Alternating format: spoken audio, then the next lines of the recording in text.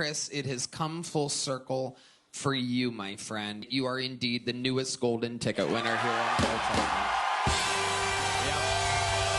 We got ourselves a new golden ticket winner and perhaps the dawn of a new era on episode number 730 with guest Ian Finance and Duncan Trussell. Let's start things off by talking about the newest golden ticket winner, Chris Cilio, a 10-year veteran of the game and a blind comedian. A person with a disability who does well on stage will always have Tony Hinchcliffe's heart, but it was also awesome to see somebody who was clearly a fan of the show get their moment on a show that they've been watching for years. So what else, Chris? What are your, now that you're here in Austin, what are your goals? To do this, man. I want to do this here. Yeah. But when I went blind, I was just sitting at home in the dark, listening to, Kill Tony and shit. So ever since then, I wanted to fucking do this. OG belly room Kill Tony, dude. Say that again? OG belly room Kill Tony. Wow. Amazing. Chris's set was extremely solid, talking about his condition and all the problems that come with it, but from a unique perspective. Fuck, I hope this is real. What a hilarious prank that would be. Chris, it's your big break. It's Kill Tony. It's an empty warehouse. Man, my last roommate sucked. He just didn't really care about personal space. He would always hang out in my room. So every time I'd go to jerk off, I'd have to be like, hello? The way that he formed these jokes were that of a comedian with confidence, a 10-year veteran, somebody that deserves their golden ticket. He did a great job of playing to his strengths there on stage and making sure that he was going to leave there with something. The funniest moment of his time on stage was at the very end of his set when he goes to face Tony Hinchcliffe and he turns the wrong way. Yo, can I cut you off? I'm the other way, buddy. I'm over here. Shit. Thing with Chris Cilio is he is so uniquely himself and talked about his own personal experiences, and that is what got him the golden ticket. However, there's another avenue where you can succeed and you can get a golden ticket or you can get recognized, and that is from playing a character. Timmy No Brakes has really perfected this style of how to go on Kill Tony, and I think a lot of comedians have taken notice of the Timmy No Brakes method. This is a way to grab Tony's attention or to at least get more eyes onto their act. On this episode alone, we saw 3 different distinct characters. The best character that came out of this bucket was Mr. Tony Peperoni. This was the first bucket pull of the night, and when you hear a name like Tony Peperoni, you see a guy in a pepperoni pizza t-shirt and a chef's hat and a fake mustache, you're almost guaranteeing that this kind of thing is not going to work. But he comes out and he puts on a fake Italian accent, tells some cheesy jokes. Hey, what do you call it when the Wright brothers do 9/11? The wrong brothers? A Mamma Mia. When I say Mamma Mia, you say Papa Pia. Mamma Mia. Papa Pia. Say some racist jokes? Okay. Hey, what do you call a Chinese guy with a lot of money? Cha-ching? A Mamma Mia.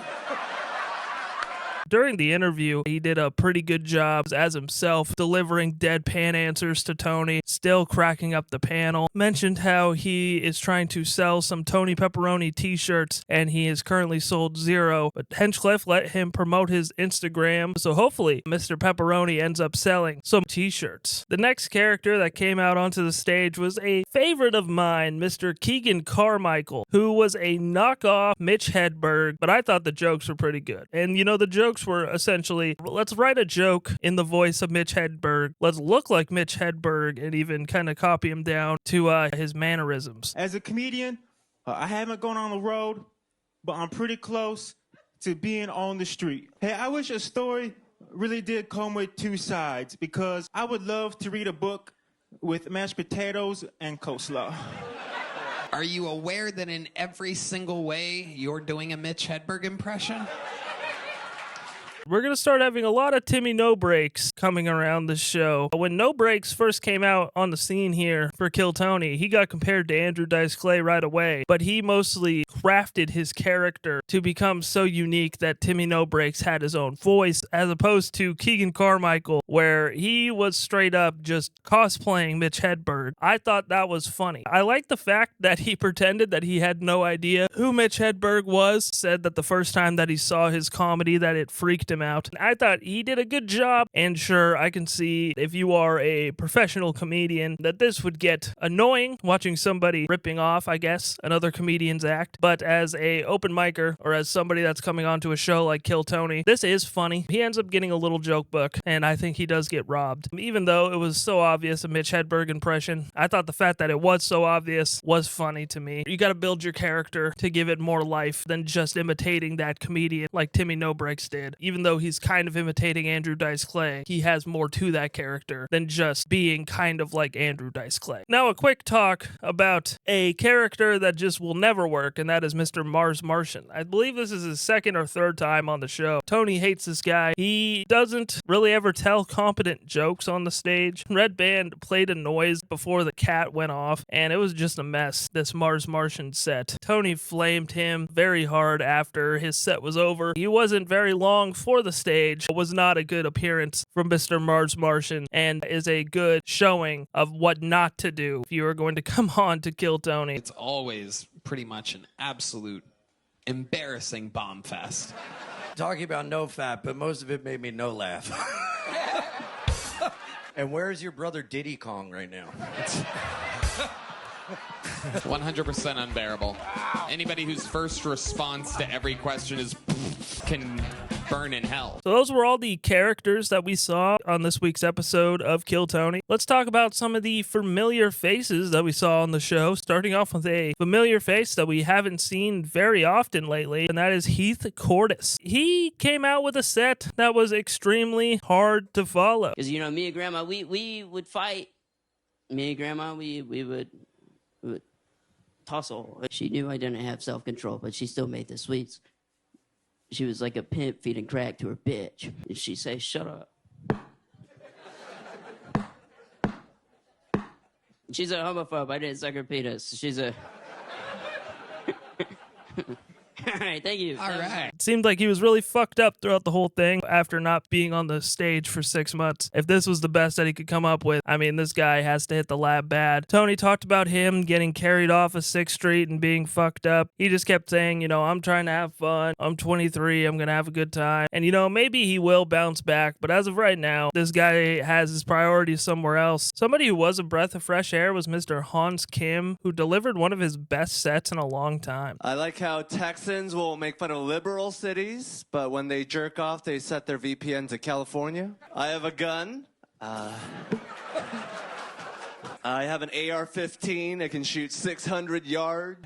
I can't even imagine being mad at someone that far away. Blunt transitions and punchlines always get a response out of me. The I have a gun killed me. He's a polarizing figure in the Kill Tony universe, but he's somebody that I've always been a fan of, and I truly think this was one of his best sets in a long time. And speaking of having their best sets in a long time, I also think this was one of William Montgomery's best outings, having a good back and forth with Red Band. So they announced there was no Epstein list, and Red Band started crying tears of joy and screaming, free at last, free at last. Hey, Red Band, remember that boy band 98 Degrees? That's 98 more degrees than your dumbass ever got in college.